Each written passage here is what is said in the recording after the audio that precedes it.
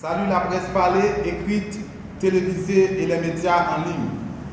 La coalition salue également le peuple haïtien et aussi la diaspora. Code condamne avec fermeté les actes de désordre, de vol et violation des droits de l'homme. La coalition envoie ses sympathies à la famille des victimes des casses durant ce moment de turbulence. Précisément Joseph Néhémie, assassiné à Mi-Balais, des policiers victimes ainsi que des manifestants blessés. Sommes-nous tous d'accord de rester à genoux?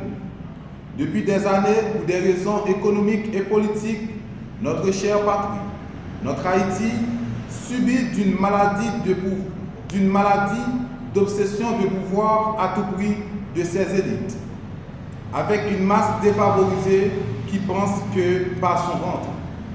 Une classe politique avec une élite économique qui travaille pour ses intérêts et s'enrichit au détriment de la majorité. Oui, nous sommes tous coupables et victimes en même temps, incapables de nous unir pour sortir le pays de cette impasse périlleuse et un suicide collectif.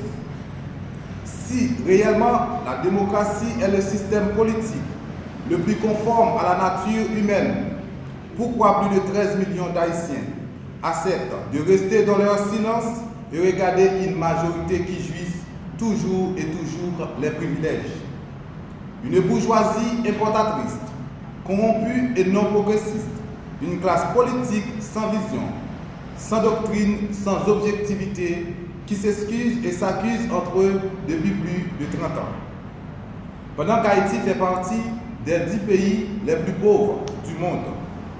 Dis-nous, pourquoi toutes ces dissections, toutes ces rancunes? Pourquoi acceptez-vous de vivre dans un pays de charapétés, de bordeguettes, de tissourites et de querelles interminables, pendant que la majorité vit dans une précarité prononcée à moins qu'$1 par jour?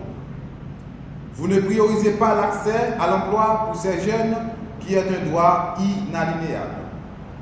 Combien d'hôpitaux, de salles de classe, de campus universitaires avez-vous construites dans ce pays? Il n'y a pas de développement sans la participation du secteur privé à tous les niveaux.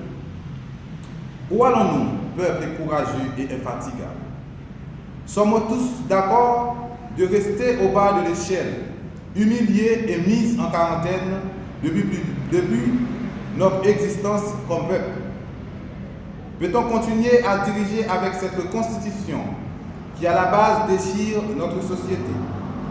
N'y a-t-il pas raison de mettre en question cette constitution de 1987 si on veut vraiment parler de la séparation des trois pouvoirs tirée de l'esprit des lois de Montesquieu? Que le pouvoir arrête le pouvoir pour que le pouvoir n'abuse pas le pouvoir. L'histoire jugera cette génération politique et économique pour la conséquence de l'inconséquence.